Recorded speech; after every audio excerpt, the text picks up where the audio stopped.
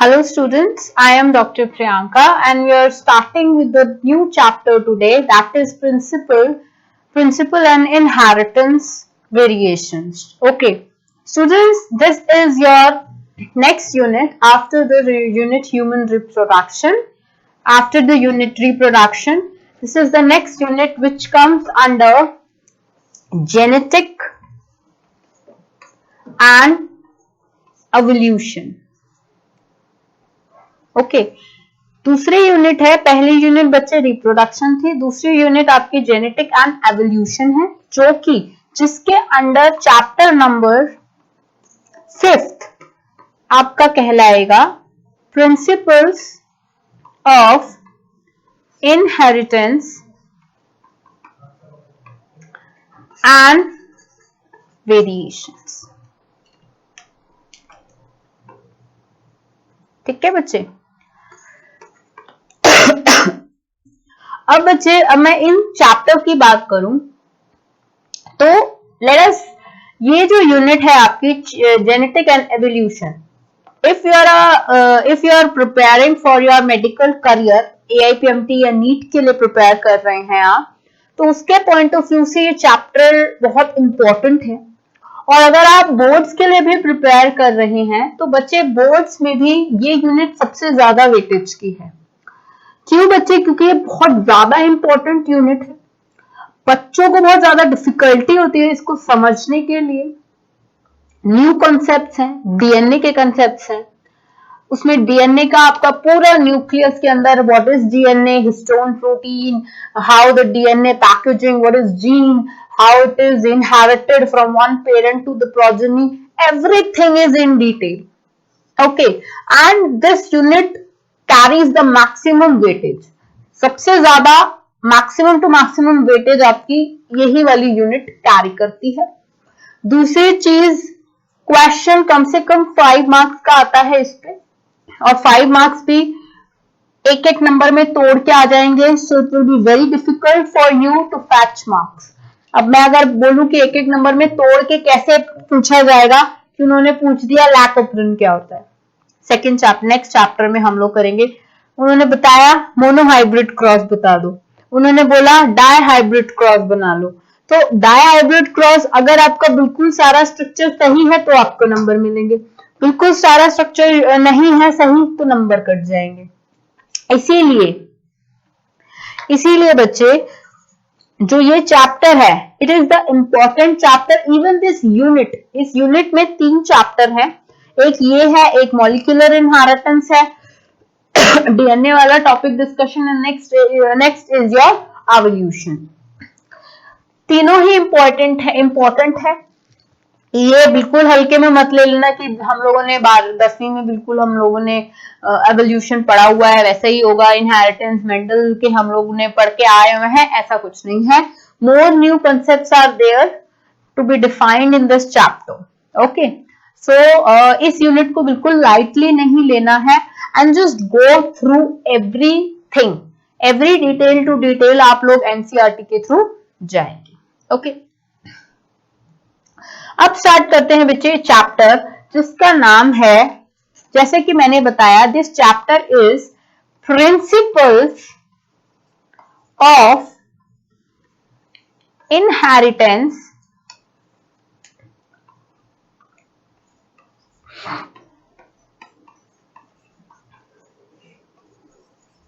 And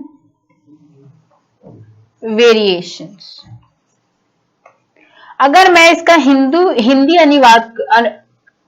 अनुवाद करूं तो क्या बोलोगे आप इस चैप्टर को कि प्रिंसिपल्स का मतलब एक तरह के होते हैं नियम या सिद्धांत। मैम क्या आप हिंदी की क्लास लेके बैठ गए? जब तक आपको इसका हिंदी का मतलब पता नहीं होगा, how you able to grasp the concept. Okay, so principle मतलब सिद्धांत।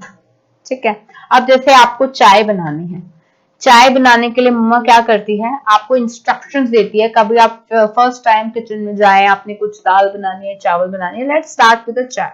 ठीक है, मम्मा आपको कहती है चाय बना के लाओ बच्चे, तो आप कहते हो मम्मी मुझे चाय बनानी नहीं आती, तो मदर सेड कि ठीक है तू चाय बना रहा है तो तू ऐसा कर, तू किचन में जा, मैं इंस्ट्रक्शंस देती हूँ and you follow my instruction. अब आप किचन में चले जाते हो, जो भी पतीला वगैरह है, आपका पैन जो भी आपका है, उसको आप कलेक्ट करके करते हो। मम्मा कहती है 1 कप पानी डाल, आप 1 कप पानी डाल के गैस लाइट ऑन कर देते हो। फिर उसके बाद मम्मा कहती है 2 चम्मच चाय पत्ती डाल, फिर मम्मा कहती है शुगर, आपने जैसे पीनी है, नहीं तो 2 चम्मच डाल दे, ठीक है।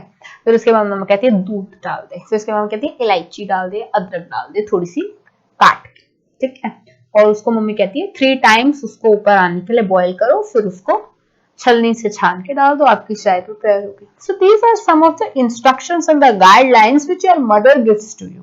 ओके, अब ऐसे ही बच्चे, हमारी बॉडी, हम लोगों ने लास्ट चैप्टर में पढ़ा कि एक रिप्रोडक्शन क्या है, इज अ प्रोसेस कि एक जनरेशन दूसरी जनरेशन को रिप्रोड्यूस कर रही है, बना रही है, ठीक है। अब बच्चे, अब हाथी तो कभी कुत्ते का बच्चा पैदा नहीं करेगा ना हाथी कभी बकरी का बच्चा पैदा करेगा। हाथी की जो स्पीशीज है वो कंटिन्यूटी बनी रहेगी और the next progeny will be the same as elephant, ठीक है। ऐसे ही जो डॉग की प्रोजेनी है वो भी डॉग ही बनेगी नेक्स्ट। थोड़े बहुत वेरिएशंस हम लोग बात करने वाले हैं इसी चैप्टर में जो हम लोग बात कर रहे थे, but the reproduction is the process making the young ones and reproducing. Reproduce का मतलब होता है फिर से बनाना, ठीक है। आप एक ऑर्गेनिज्म हो, जो ऑर्गेनिज्म है जैसे व्यक्तित्व का, जैसे कैरेक्टर का है, वो दोबारा वैसा ही एक ऑर्गेनिज्म बनाएगा, ठीक है। अब वो जो हमने कैसे बनाने का प्रोसेस है, फर्टिलाइजेशन होती है, गैमेट्स बनते हैं, उन गैमेट्स की सहायता से न्यू रिप्रोडक्शन बनाया जाता है, फिर वो यहाँ 9 मंथ्स के पीरियड में रहता है। अलग अलग ऑर्गेनिजम्स का, अलग अलग स्पीशीज का अलग अलग पीरियड होता है, रिप्रोडक्शन का पीरियड होता है, प्रेगनेंसी को कहते हैं। फिर हमने रिप्रोडक्टिव हेल्थ के बारे में काफी डिस्कशन किया, बट अब हम बच्चे डिस्कस करते हैं कि क्या ऐसी वजह है, क्या ऐसी चीज है जिसकी वजह से, जैसे मैंने अभी आपसे 1 मिनट पहले क्वेश्चन किया कि why it is there that what is there that always elephants will reproduce to its same kind, why it is always there that goat will reproduce to its kind, humans will reproduce to its own kind। हम हमेशा human, हम अपने ही जैसे reproduce करेंगे organisms. जो भी species आप specifically ले रहे हो वो अपने ही काइंड की स्पीशीज आगे कैरी फॉरवर्ड करेगी, रिप्रोड्यूस करेगी। तो दैट मीन्स कुछ ना कुछ इंफॉर्मेशन है जो एक जनरेशन से दूसरी जनरेशन से पास ऑन हो रही है, क्योंकि हमारा बॉडी स्ट्रक्चर, हमारा बॉडी टाइप, हमारा कुछ भी डॉग से नहीं मिलता, ठीक है। ऐसे ही डॉग का स्ट्रक्चर एंड फंक्शन कैट से भी मिलता होगा, या ऐसे ही आपने 11th क्लास में एनिमल किंगडम में पढ़ा होगा। अब एनिमल किंगडम में आपने क्या पढ़ा होगा, पोरिफेरा पढ़ा होगा, आपने कोडा मोलस्क पढ़ा होगा, आर्थ्रोपोड्स पढ़ा होगा। ये जितने भी थे, दीज आर, ये एक दूसरे से नहीं मिलते, ठीक है, एक दूसरे से नहीं मिलते, but butterfly will always reproduce और give birth to the butterfly only ना। ये तो नहीं है ना कि बटरफ्लाई फ्रॉग कुछ जनरेट कर देगी, ऐसा नहीं है, ठीक है। तो सबसे पहली चीज अब हम ये पता लगाएंगे कि that what is transferring, that what is happening, क्या ऐसी चीज हो रही है जिसके कारण से ये जो इंफॉर्मेशन है एक स्पीशीज की, वो दूसरी इंफॉर्मेशन, वही जो स्पेशल इंफॉर्मेशन है वो पास ऑन हो रही है दूसरी जनरेशन से। So that's why humans can produce the human beings only, dogs can produce the dogs only, cats will reproduce the cats only। इसका मतलब दिमाग में घंटी बजी थोड़ी सी, दिमाग में मैंने घंटी बजाने के लिए पूछा है कि आधार क्या है चैप्टर का, क्यों आप ये चैप्टर पढ़ रहे हो। डॉक्टर्स हो, ह्यूमन बींग्स के बारे में जानोगे। अब ह्यूमन बींग्स के बारे में आपने ये तो जान लिया कि कैसे होता है ये सब कुछ, कैसे रिप्रोड्यूस करते हैं। बट अब आपको ये जानना है कि क्यों रिप्रोड्यूस करते हैं। एक तो स्पीशीज, एक तो कंटिन्यूटी बनाने के लिए लाइफ की, ठीक है, ऑर्गेनिजम्स हमारी उनकी स्पीशीज एक्सटिंक्ट ना हो जाए, और दूसरा क्या कारण है उनकी स्पीशीज एक्सटिंक्ट ना हो जाए, दूसरा ये कारण है बच्चे कि जो भी उनकी ये जो स्पीशीज उनकी कंटिन्यूटी चल रही है वो पॉसिबली बेस्ट जनरेशन फॉर्म करे, ठीक है। तो इनहेरिटेंस का मतलब ये होता है कि कोई चीज इनहेरिटेड है, मतलब हमें मिली है, ठीक है। मिली का मतलब है इनहेरिटेड, मतलब हमारे जीन्स में। अब हम लोग कभी कभी कह देते हैं किसी बच्चा क्लासरूम में किसी का मैथ्स फेवरेट होता है, किसी बच्चे का साइंस फेवरेट होता है, किसी बच्चे का इंग्लिश फेवरेट होता है। तो बच्चा क्या कहता है, कभी उससे टीचर पूछती है बेटे आपका साइंस फेवरेट क्यों है, तो मैम कहते हैं ma'am it is inherited in my genes. the innocent child will answer like that, ma'am ये तो मेरे खून में है, this is inherited in my genes। that means कि उसके फादर या मदर जो उसके पेरेंट्स हैं उनका भी कुछ सेम इंटरेस्ट है साइंस की तरफ, उस सब्जेक्ट की तरफ, whether in maths, whether in English, whether in science. But हर बार ये जरूरी नहीं है कि बच्चा अगर मम्मी पापा साइंस से हैं तो बच्चा भी साइंस से, वो तो आगे आगे इंटरेस्ट से बात करते हैं और कंसेप्ट खुलेंगे। But if it is there, these are I am talking about the interest, ठीक है। तो इनहेरिटेंस का मतलब बेसिकली मैं आपको समझाना चाह रही हूँ विद इन, ठीक है, विद इन बुल्ट, अंदर ही बना है वो, अंदर ही से है वो चीज, ठीक है। And variation, variation is the important word. Inherited चीज है लेकिन उसमें थोड़ा सा वेरिएशन, मैं कहूंगी डिफरेंट और वेरिएशन में क्या फर्क है बेटे। डिफरेंट का मतलब होता है बिल्कुल अलग होना। Dog is different from human beings, ठीक है। मैं कहूंगी my father has a variant opinions than me. Variant का मतलब होता है आधार सेम ही है human beings he, but variety है, प्रकार है। This is the variation. प्रकार और डिफरेंट में अलग होता है। जब फॉर एग्जाम्पल आप कार खरीदने जाते हो, ठीक है, आपने ऑल्टो LXi मॉडल खरीदना है, या ऑल्टो के बेटे बहुत सारे मॉडल्स आते हैं, ठीक है। ऑल्टो एक मॉडल होता है standard, just let me give you an example. Standard, ऐसे ही आजकल ऑल्टो एक गाड़ी है 800, वो चली हुई है, एक आल्टो है, ठीक है, एक फिर आपका ऑल्टो लेट्स सपोज LXi है, एक VXi है, ठीक है।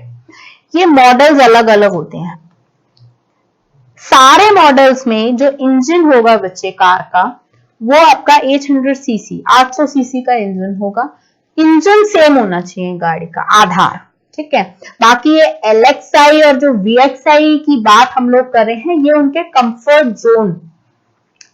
जोन की कितने ज्यादा इनके अंदर फीचर्स हैं और ज्यादा, वो उनकी बात कर रहे हैं। क्या डिफरेंस है, क्या इंटीरियर डिफरेंस है, क्या इंटीरियर डिफरेंस आ रहा है, ठीक है। तो इन द सेम मैनर अगर मैं बात करूं कि वेरिएशंस मतलब होता है बच्चे प्रकार, ठीक है। इनहेरिटेड मतलब ह्यूमन बीइंग्स के बहुत सारे प्रकार होते हैं। चींटियों के, अगर किसी को डिस्कवरी चैनल देखता हो ध्यान से सॉरी, तो जो चींटियां एंट्स की अगर बात करूं तो 9 million species exist.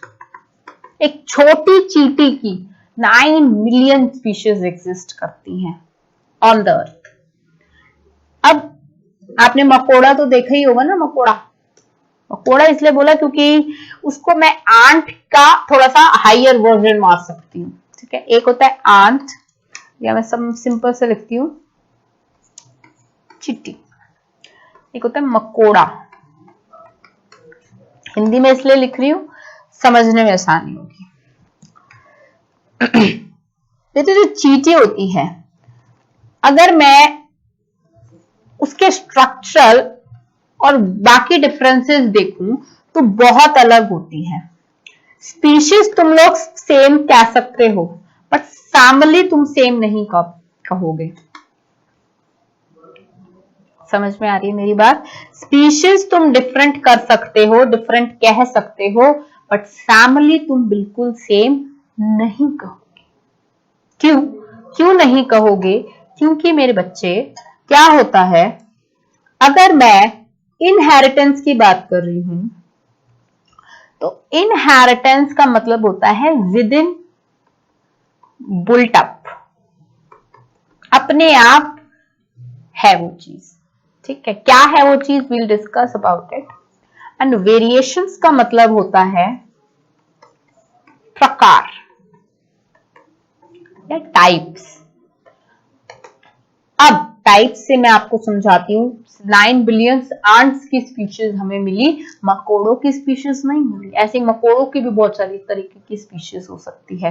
Human beings में जो साउथ इंडियन पीपल हैं वो बिल्कुल डिफरेंट है, दोनों ह्यूमन बींग्स ही, बट बिल्कुल डिफरेंट है नॉर्थ इंडियन से। ऐसे ही इंडियंस जो हैं वो डिफरेंट है अमेरिकन से, अमेरिकन डिफरेंट है अफ्रीकन से। So it is due to some of the factors that not we are going to discuss it right now. I am just giving you the basic instinct and the idea that what do you understand by the term variation. मैं उसको different क्यों ना कह के variation कह रही हूँ। different एक बहुत बड़ा word है, स्पेसिफिकली नहीं बोला जाता। डिफरेंट का मतलब बिल्कुल ही अलग हो गया कि ये चीज इस चीज से अलग है, अपोजिट टाइप। लेकिन अगर मैं कहूंगी ये चीज वेरिएंट है, आधार सेम ही है बट थोड़ा सा अलग है इस चीज के बारे में, कुछ उसी टॉपिक पे वो जो कॉन्ट्राडिक्शंस की बात आ जाती है, मैं उसको बात कर रही हूँ। ठीक है, तो ये है चैप्टर जिनमें हम एक इनहेरिटेंस और वेरिएशंस के बारे में जानेंगे। अब मैं आपको थोड़ा सा एग्जांपल देती हूँ। सबसे पहले अगर आपने ये चैप्टर समझना है तो सबसे पहले आपको आधार जानने पड़ेंगे। ये तीनों चैप्टर्स एक दूसरे से इतने ज्यादा इंटरलिंक्ड हैं कि बच्चे बड़े डिफिकल्टी से इस चीज को ग्रास्प कर पाते हैं कि कौन सा कंसेप्ट किसमें लगाना है और कौन सा कंसेप्ट हमें क्या समझाने की कोशिश कर रहा है। ठीक है, अब अगर बच्चे मैं इनहेरिटेंस की बात करूं तो इनहेरिटेंस में मतलब आपके फादर हमारी एक इंफॉर्मेशन होती है। फॉर एग्जाम्पल अगर मैं हूं, ठीक है, मैं अगर बोलती हूं कि मेरा सेक्स है फीमेल, ठीक है, समझ में आ रहा है, मेरी आई कलर है ब्लैक, ठीक है, मेरी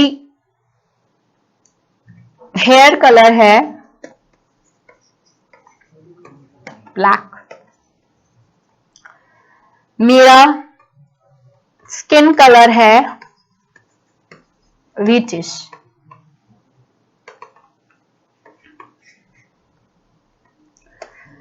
मेरी हाइट है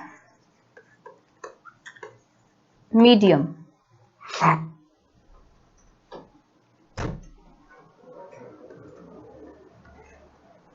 मेरा बॉडी स्ट्रक्चर है स्लिम या थिन, ठीक है।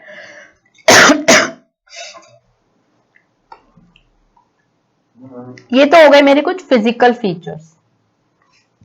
अगर मैं और फीचर्स की बात करती हूं तो मेरा ब्लड ग्रुप है बच्चे ओ नेगेटिव, ठीक है। और अगर मैं आगे की बात करती हूं तो मेरे को एलर्जी किस चीज से हो सकती है, मेरे को बेटा सिट्रस से एलर्जी हो सकती है। For example, I am just giving an example, मुझे डस्ट एलर्जी। ये कुछ इनबिल्ट कैरेक्टर स्केच है, और बाकी मेरे अगर स्ट्रक्चर या मॉर्फोलॉजिकल कैरेक्टर स्केच देखने हैं तो वो ये सारे हैं। अब मेरा कैरेक्टर स्केच ऐसा है, मेरा कैरेक्टर स्केच ये है, ठीक है। अब फॉर एग्जाम्पल अगर मेरी प्रोजनी होगी, ठीक है, मेरी प्रोजनी के पास ये सारे मेरे गैमेट्स, जो कि हमने गैमेट्स पढ़े हैं, मेरे गैमेट्स के न्यूक्लियस में बेटे ये सारी इंफॉर्मेशन कोडेड होगी। जिसमें मेरा प्रोटीन, मेरी बॉडी के प्रोटीन का कोड्स, उनका स्ट्रक्चर डीएनए में, मतलब जीन्स में ऑलरेडी होगा। ठीक है, ये सारी इंफॉर्मेशन मेरे गैमेट्स में होगी। जब मेरे गैमेट्स मदर और फादर में से, जब मदर और फादर के गैमेट्स का फ्यूजन होता है, तब बेटे ये जो इंफॉर्मेशन है इसकी वेरिएशंस होती है, इसकी मोल्डिंग्स होती हैं। मोल्डिंग का मतलब है कि वेरिएशन, स्पीशीज में वेरिएशन। अब हमने एसेक्सुअल रिप्रोडक्शन में पढ़ा था कि एग्जैक्ट कॉपीज आर फॉर्म्ड। ठीक है, अब इसमें हम लोग ये पढ़ेंगे कि जब भी ये होती है तो रिकम्बिनेंट्स होती है। रिकम्बिनेंट्स मतलब कुछ पोर्शन मम्मी से लिया जाता है, कुछ फादर से लिया जाता है, कुछ मदर से, कुछ कैरेक्टर्स मदर के आते हैं, कुछ मदर से 50% आते हैं कैरेक्टर्स, कुछ फादर से 50% आते हैं, कुछ 25% मदर, 25 करके फिर 50% बनाया जाता है। तो ऐसे ऐसे कैरेक्टर्स बच्चे का करेक्टर डिसाइड करते हैं। बट ये जो इंफॉर्मेशन है सारी, ये obviously will resemble to the parent only. ठीक है, पेरेंट से ही रिजेंबल करेगी। इसको बोलते हैं genetic information which is inherited. Inherited मतलब ये इंफॉर्मेशन मुझे मेरे पेरेंट से मिली है। ठीक है, जन्मदाता, दैट मीन्स कि ना ही वो हमें जन्म दे रहे हैं, वो हमें ह्यूमन लाइफ, अपने एक्सपीरियंसेस, उनका बॉडी स्ट्रक्चर का टाइप, उनका कुछ भी, वो हम लोगों को इन इनकोडेड इंफॉर्मेशन में पास ऑन कर रहे हैं। एक इंफॉर्मेशन, एक कहावत बोलते हैं कि अगर बाप शेर है तो बेटा सवा शेर है। तो बच्चे इसका मतलब ये है, इस चीज को हम लोग एक एवोल्यूशनरी चेंज में कह सकती हूं मैं। बट एक चीज मैं ये कह रही हूं कि information which is passing from one parent to the next progeny is something which has to be passed on. कोई ना कोई ऐसी चीज है जो एक जनरेशन से दूसरे जनरेशन पे हर कीमत पे पास ऑन हो रही होगी। और यही हमारे साइंटिस्ट ने पता लगाया कि क्यों ऐसा है कि मटर का पौधा सिर्फ मटर ही उगाता है, गुलाब का फूल सिर्फ गुलाब का फूल ही का पौधा उगाएगा, क्यों गेंदे का नहीं, क्यों चमेली का नहीं। तो this is the reason which is known as genes. ठीक है, factors which is also known as, कुछ ऐसे फैक्टर्स हैं जो पेरेंट की बॉडी से नेक्स्ट प्रोजेनी तक पास ऑन होते हैं, और उन फैक्टर्स में मदर और फादर या उस प्लांट या पेरेंट की सारी information about the physical and the genetic composition और द कैरेक्टर स्केच एनकोडेड होते हैं, जो कि नेक्स्ट प्रोजेनी में जाती है, मगर वैसी की वैसी कॉपी नहीं होती वो इंफॉर्मेशन। अगर सेक्सुअल रिप्रोडक्शन की बात करें, वो इंफॉर्मेशन थोड़ी सी वेरिएंट हो जाती है। And there are other also many factors जो उस इंफॉर्मेशन के वेरिएशंस के रिस्पॉन्सिबल हो सकते हैं। अगर एसेक्सुअल की रिप्रोडक्शन की बात कर रही हूँ बच्चे, तो एसेक्सुअल रिप्रोडक्शन में वो जो इंफॉर्मेशन है वो एग्जैक्टली कॉपी होके सामने आती है। बट अगर मैं सेक्सुअल रिप्रोडक्शन की बात करूं तो वो इंफॉर्मेशंस में कहीं ना कहीं वेरिएशंस आ जाते हैं। फॉर एग्जांपल, अगर आप ड्राइंग करने लगो और ड्राइंग करके आप एक, वो पेपर आता है कौन सा, बटर पेपर होता है, वो एक स्कैनिंग पेपर होता है, तो आप उसको नीचे लगा लोगे तो एग्जैक्ट की एग्जैक्ट जो आप लिख रहे हो वो ही पीछे छपता चला जाएगा। लेकिन अगर आपको कोई चीज देख देख के लिखनी हो तो आप एग्जैक्टली वो चीज या वो डायग्राम या वो ड्राइंग देख के बिल्कुल एग्जैक्ट नहीं बना सकते, there must be some variation, और उसको अपने हिसाब से थोड़ा सा एडजस्ट भी करते हो। सो this is the basic idea. समझ में आया कि मैं क्या बात करने की कोशिश करूंगी इस चैप्टर में, कि व्हाट इज द प्रिंसिपल, अब क्या है आधार, क्या है सिद्धांत, कि कैसे इंफॉर्मेशन फादर से और मतलब पेरेंट से और बच्चे में जाएगी, कैसे कैसे इंफॉर्मेशन वेरी करेगी, किन किन फैक्टर्स पे डिपेंड करेगी, क्या क्या कंडीशंस होंगी, what are mutations, that we all going to understand in the given chapter. Okay, so लेके प्रभु का नाम. Let's start the chapter with an NCERT. This is the main gist of our current chapter. और अब लेके प्रभु का नाम, let us start referring our study more compact to NCERT. ठीक है, ये मैंने आपको अभी तक सारा एक जिस्ट, एक समरी बताई है. अब हमें अपनी जो स्टडी है बच्चे, वो सारी आपने एनसीईआरटी से रखनी है, कॉम्पैक्ट वे में एनसीईआरटी से रखनी है. ओके, सो अब ये सारी चीजें मैं आपको बता चुकी हूं. अब एक चीज मैं जो आपको बताना चाहती हूं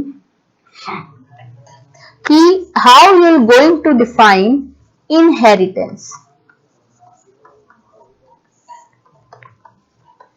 Inheritance बच्चे is a process by which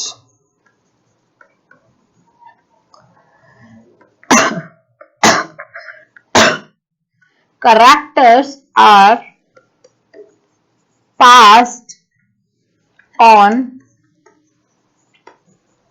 from one parent, or you can call it as the from parent. Simply, there are two parents in sexual reproduction, from parent to the progeny, or you can call them as offspring.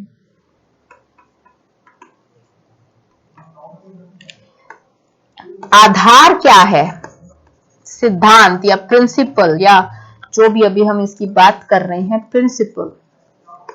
On the basis of heredity. बेटे एक ना पुराने जमाने में एक rule था, जब हमारे राजा महाराजा हुआ करते थे तब एक रूल था कि राजा का बेटा ही राजा बनेगा, क्षत्रिय का बेटा, तलवार चलाने वाले का बेटा, वॉरियर का बेटा वॉरियर बनेगा, एक शूद्रा का बेटा जो लोअर कास्ट क्लास होती है वो शूद्रा ही बनेगा. लोअर क्लास को पढ़ने लिखने का राइट नहीं है, वॉरियर्स को राजा बनने का राइट नहीं है. ब्राह्मण्स का काम होता था टीचर्स. ठीक है, they are more in the teaching profession.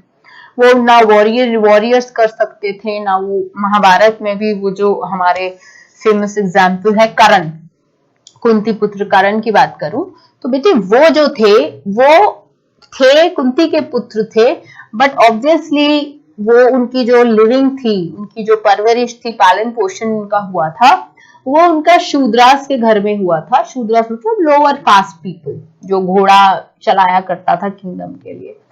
He has the capabilities of being warrior, to grown up as a warrior. उनका warrior में था, but according to the society वो कभी भी लड़ना उनको अलाउड नहीं था. ठीक है, इसीलिए ही but what he did, he started, but उन्होंने इस चीज को निग्लेक्ट किया and he overcome it and fight it with the society and he become the राजा. वो जो भी महाभारत की कहानी है, let's not go in that deep. मैं बस आपको ये समझाने की कोशिश कर रही हूँ कि बच्चे ये जो हायरार्कियल ट्रेट चलता था पिछले जमाने में कि राजा का बेटा राजा ही बनेगा, ब्राह्मण का बेटा ब्राह्मण ही बनेगा. अभी भी हम लोग ये मानते हैं कि अगर डॉक्टर की फैमिली में कोई डॉक्टर है, अगर कोई फैमिली में डॉक्टर है तो उसकी अगली जनरेशन भी डॉक्टर ही बनेगी. For example, let us talk about me. My father is a doctor, so I am a doctor too. ठीक है, but it is not necessary always, and my father always wanted that my brother is too will be the doctor, but it can't be like that, so he will opted like an engineering field. मैं ये चीज इसलिए बता रही हूँ, this is the hierarchical trade. वो एक जो हायरार्कियल ट्रेड चलता आ रहा है ना, this is what it's going to be, कि this is going to be the hierarchical trade that king's son and daughter will be the princess and the queen only. ठीक है, इन द सेम मैनर बच्चे ये जो hierarchical trade हमारा चल भी रहा है, इसमें इसको बोलते हैं हेरिडिटी. कि दिस मिथ इज दैट कि अगर वो पेरेंट में वो गुण है तो बच्चे में भी वो गुण आएंगे, लेकिन there has to be some variations within it.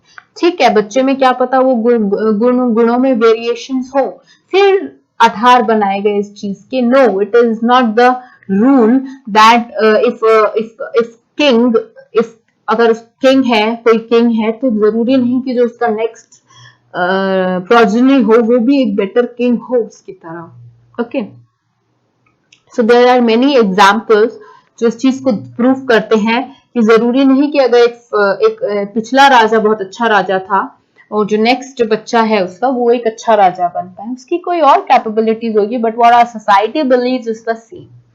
So this is known as the fact heredity. ठीक है, इसको बोलते हैं हेरिडिटी, जो कि हमको हमारे पेरेंट्स से मिली है। Heredity basically is the term defined for the inheritance and the passing of the genes which are encoded by the information of our parents। जो हमारे पेरेंट्स की इंफॉर्मेशन है। कभी कभी जब छोटा बच्चा होता है तो सारे कहते हैं देखो ये अपनी मम्मी पे गया है, इसकी आंखें पापा पे गई है, इसका मुंह नाक अपने पापा पे गया है, मम्मी पे गया है। व्हाट इज दीज, उनका जो स्ट्रक्चर है, मिला जुला स्ट्रक्चर अपने माता पिता के बहुमूल्य होगा, बट एग्जैक्ट कॉपी तो नहीं है ना उनकी। तो इसीलिए there has to be some variations of traits and the character in the progeny. इसलिए we are going to discuss the chapter. Now if I am going to define the variation, then variation is a degree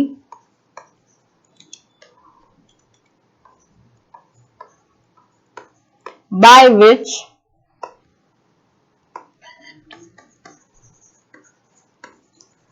progeny differ in terms of physical or genetic traits from parents।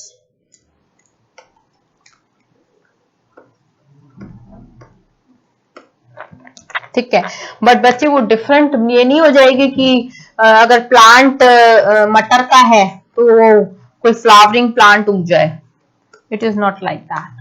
If a plant is a pea plant, then the next progeny will also produce the pea plant, but there has to be some variation। क्या पता इसकी height toll हो तो इसकी medium हो जाए, या इसकी और ज्यादा टॉल हो जाए। So there has to be some variations related to it। ठीक है, अब ह्यूमन बींग्स जो थे 8000 और 1000 साल पहले बिफोर क्राइस्ट में ये जानते थे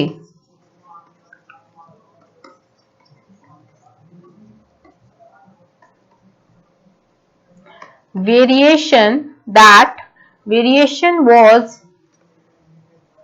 hidden in sexual reproduction।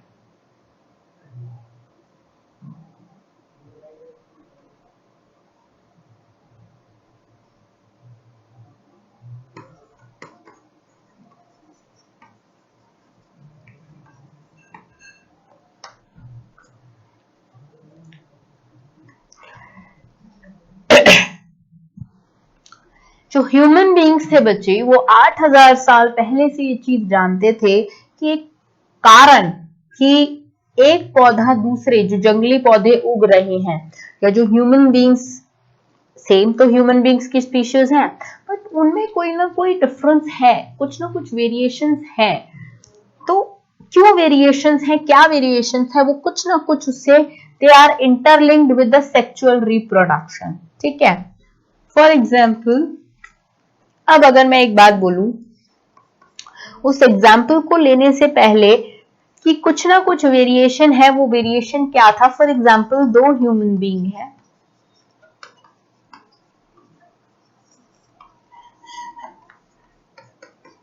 ठीक है, दो पेरेंट है, you can call them then, उनका जो बेटा है या कोई भी उनकी प्रोजेनी है, वो दे आर सिमिलर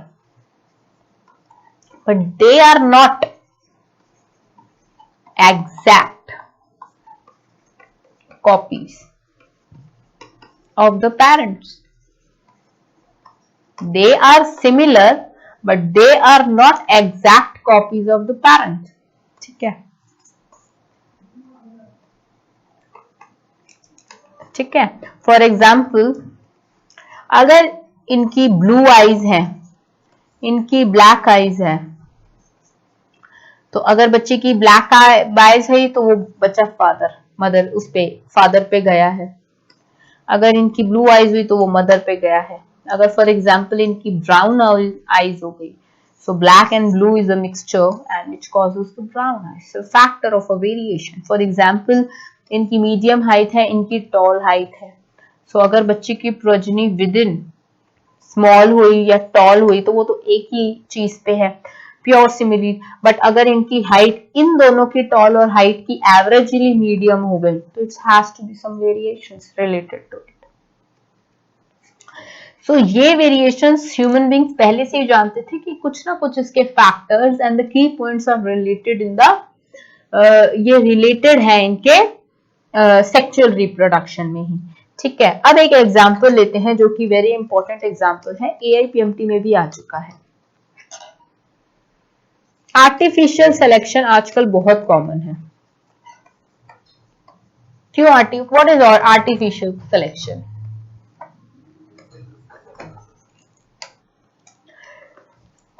या डोमेस्टिकेशन.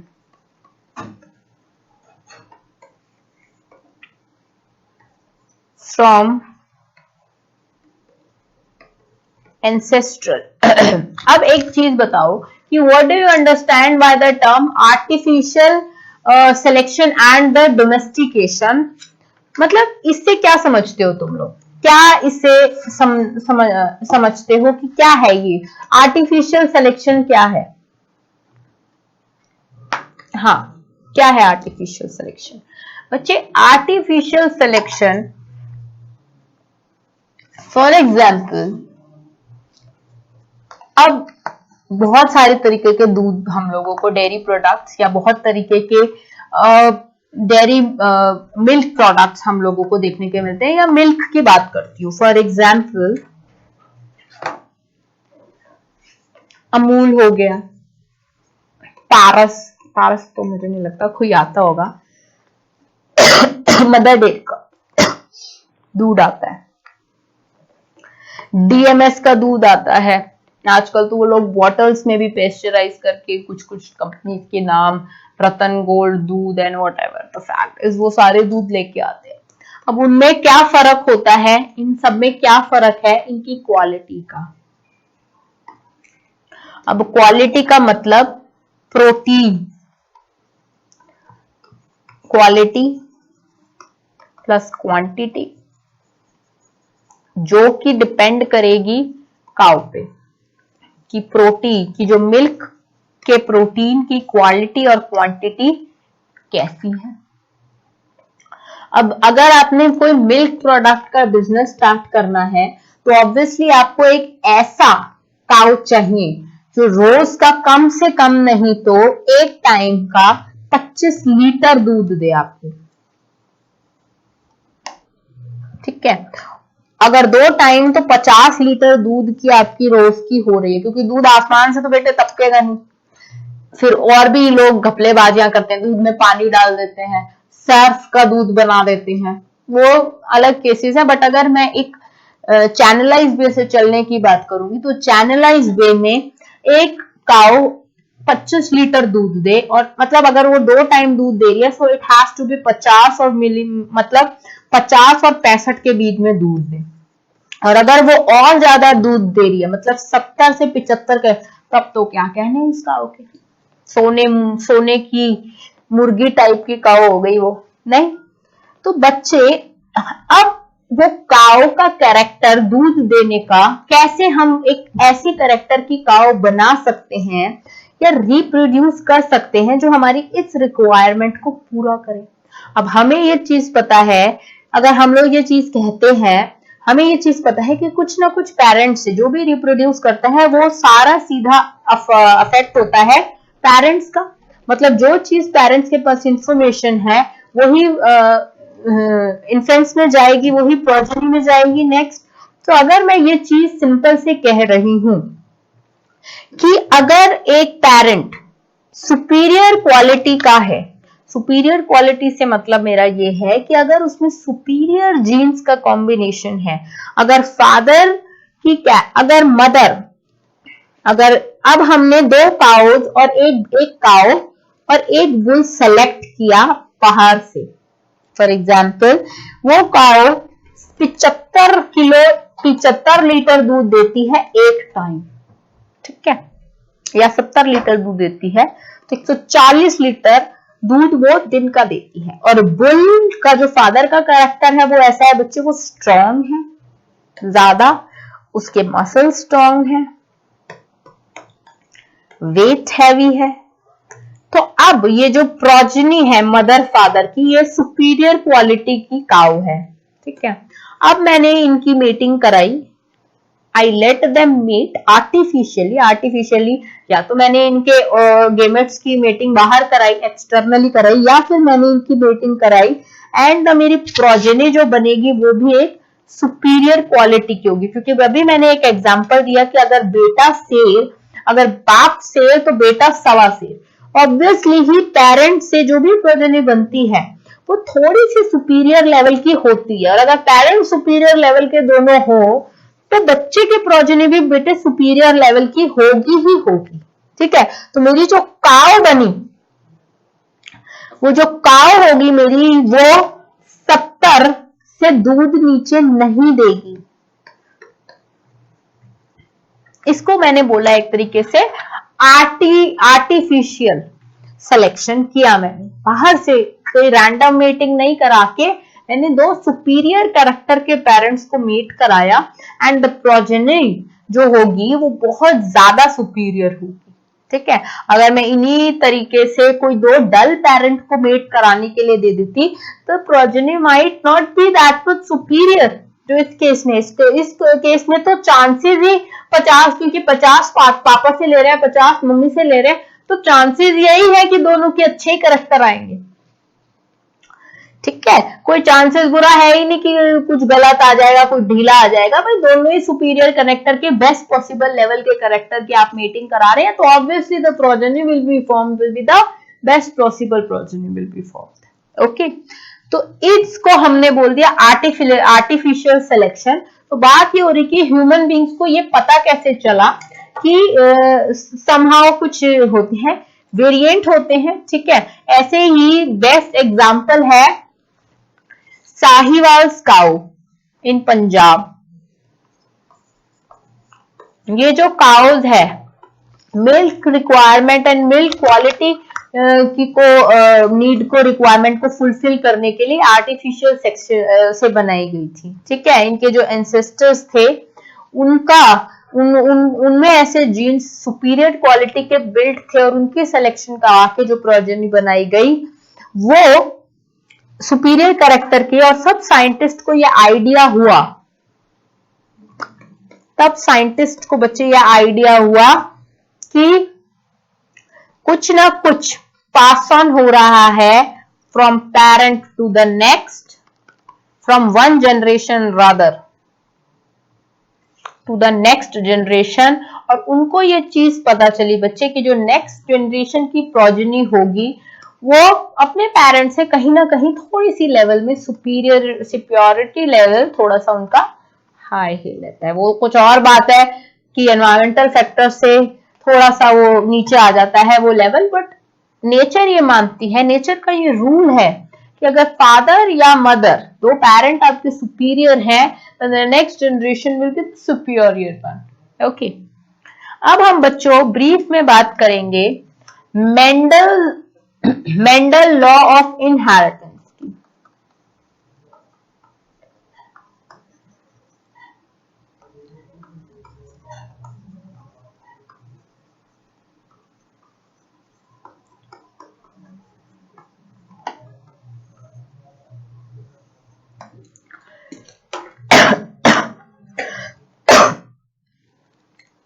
बच्चों सबसे पहले तो मैं आपको एक चीज बताना चाहूंगी इसमें कि क्या हुआ।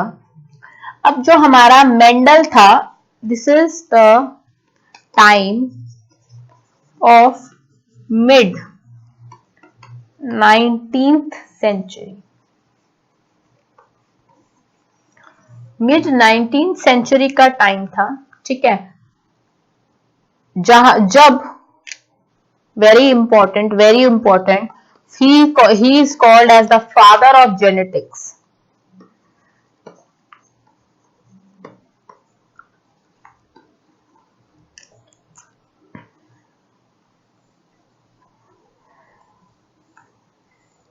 ठीक है, that is he is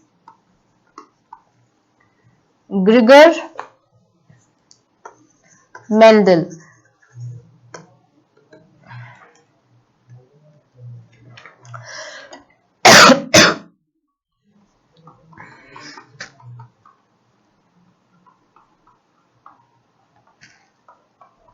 Father of genetics, Gregor Mendel. He was the father of genetics. ठीक है, जिन्होंने सबसे पहले gave the concept of hybridization, very important, and gives concept that there must be something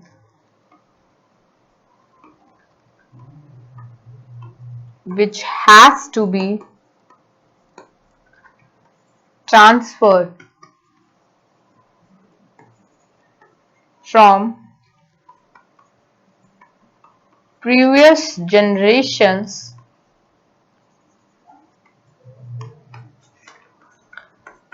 to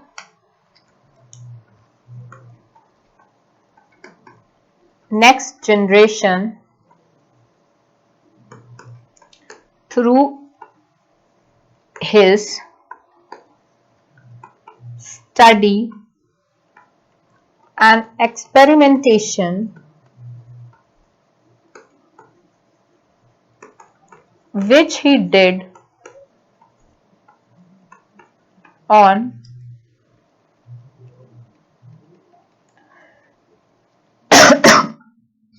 pea plant.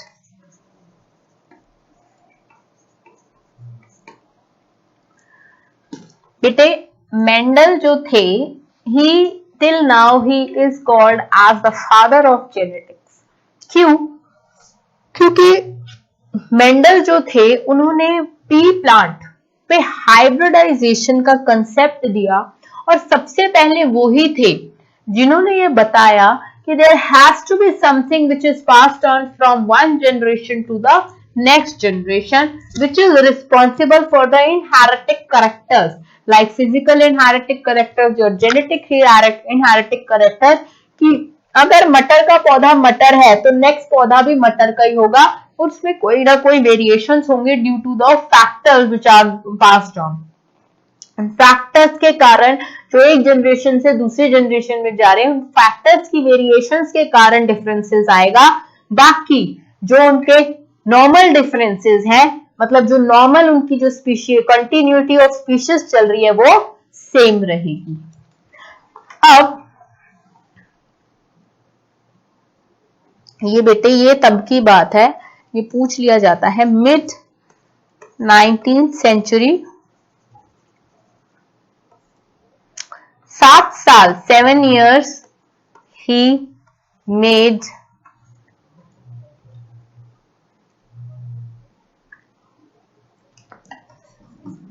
experimentation and observation 1856 से 1863 तक. ठीक है. Now next point, he investigated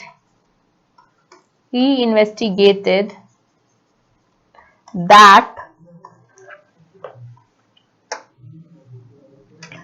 inheritance, very important, inheritance patterns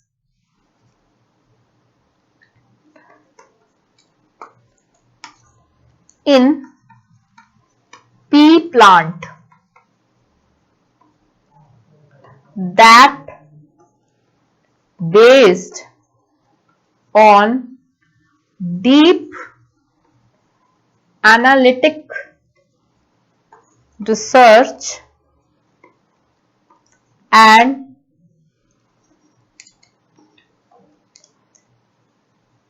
mathematical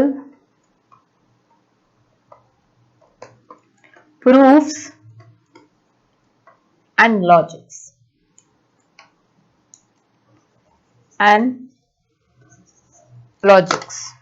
ये कोई इसको बताती हूं मैं,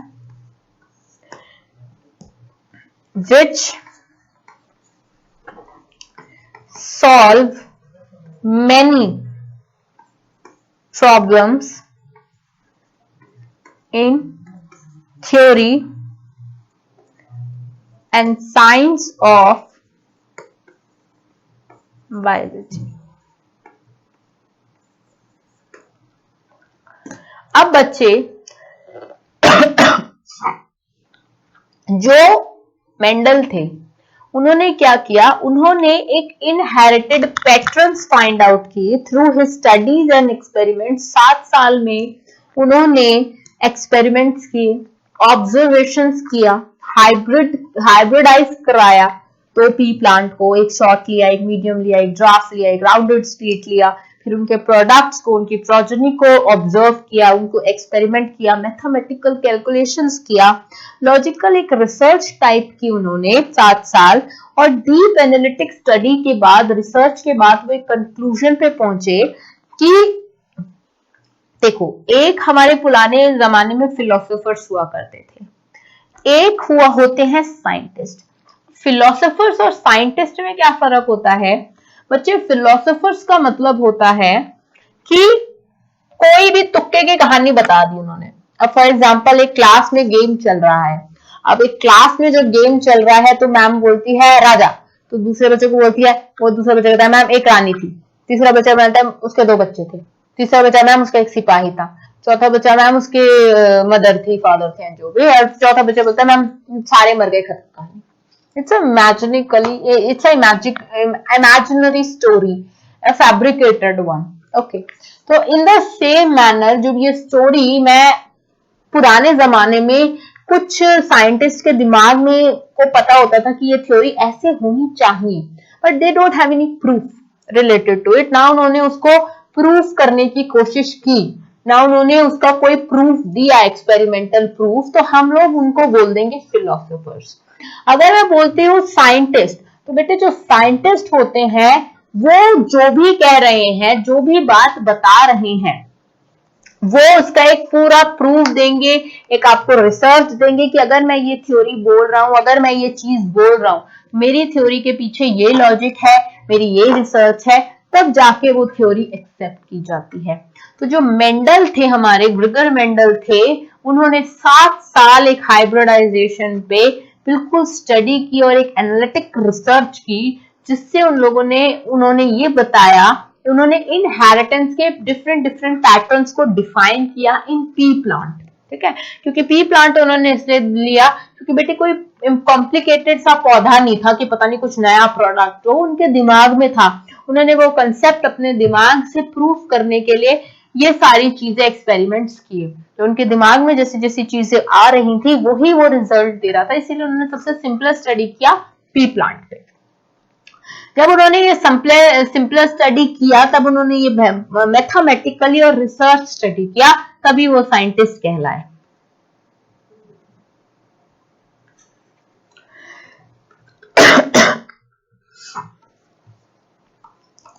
रिसर्च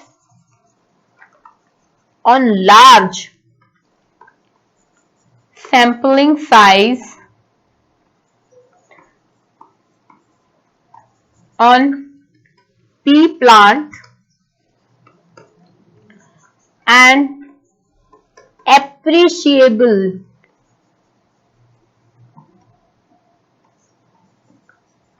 gain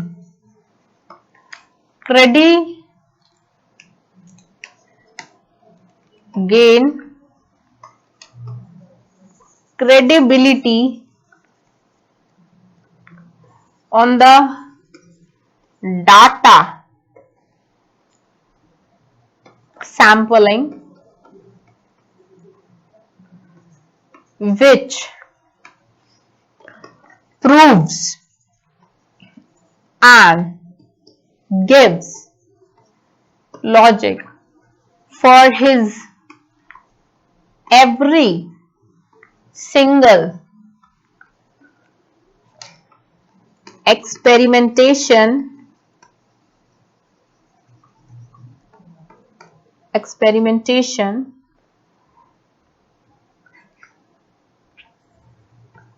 and research। जो जो वो प्रूफ करते जा रहे थे, हर टाइप का उन्होंने डाटा कलेक्ट किया और वो डाटा इतना वेरिएंट था कि लोगों ने काफी सराहाया उस चीज को। सराहाया कैसे? उन्होंने ये कहा कि हर चीज का जो जो भी उनको लग रहा था कि लोगों के लास्ट में आके डाउट होंगे, तब मैं वो एकदम से प्रूफ कैसे करूंगा, तो उन्होंने हर एंगल से इतना वास्ट क्वांटिटी में बच्चे डाटा कलेक्ट किया हुआ था कि जो जो भी उनके जब रिसर्च शो कर रहे थे और उनके दौरान उनको उनके डाउट्स उठे, वो डाउट्स के लिए उनको भी प्रूफ करने के लिए उनकी थ्योरी के लिए एक एक्सप्लेनेटरी डाटा था। ठीक है, और उस एक्सप्लेनेटरी थ्योरम को प्रूफ करने के लिए उनके पास लार्ज अमाउंट ऑफ डाटा था। ठीक है, सो मेंडल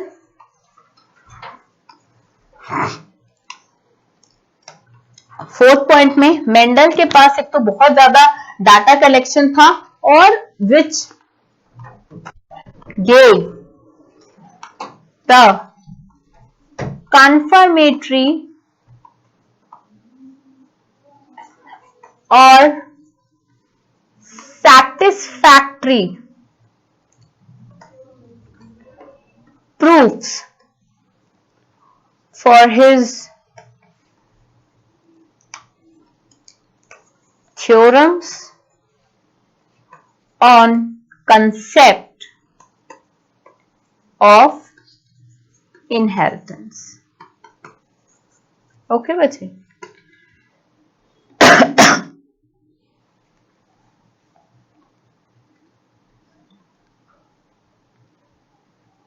नेक्स्ट अब हम करेंगे कि उनकी क्या थी वो research. Mainly Mendel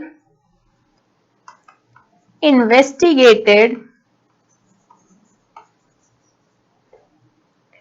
characters of garden pea plant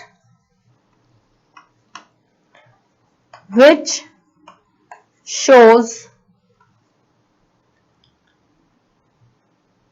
two opposing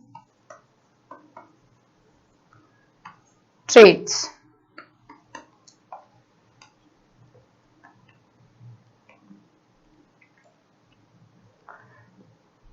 like example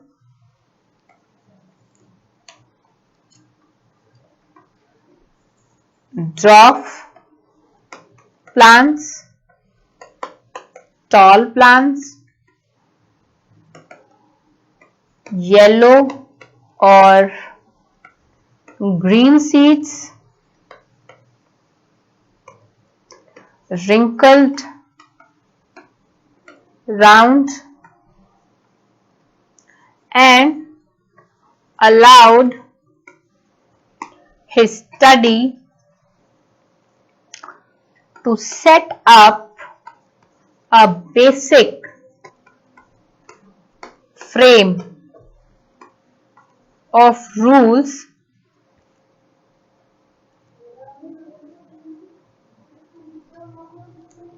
governing inheritance जो कि which मतलब इन्होंने नींव रखी, which expanded by other scientists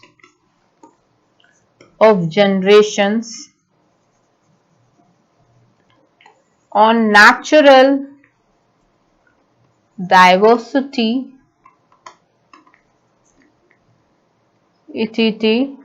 which proves every of his concept and theory right।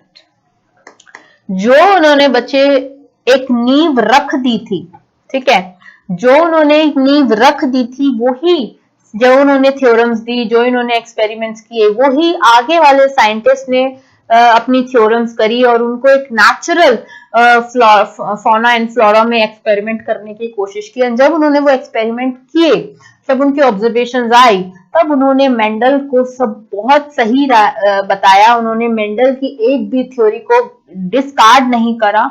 Mendel की थ्योरी अप्रूव हुई।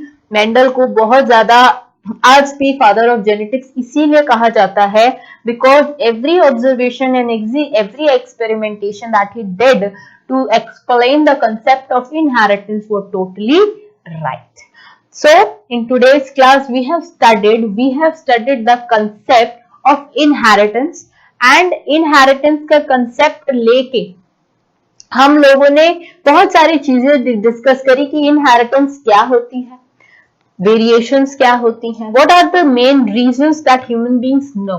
फिर हम लोगों ने आर्टिफिशियल सिलेक्शंस के बारे में पढ़ा कि हाउ आर्टिफिशियली वी कैन ये सारी चीजें करते हैं। फिर हमने Sahiwal cow that is in Punjab which are artificially selected and the superior cow उनके एंसेस्टर्स के उन पे, ठीक है, ये सारी चीजें आज हमने पढ़ी। और फिर हम लोगों ने लास्ट में मेंडल्स के इनहेरिटेंस लॉ की एक्सपेरिमेंटेशन स्टडी पढ़ी और इंपॉर्टेंस पढ़ी।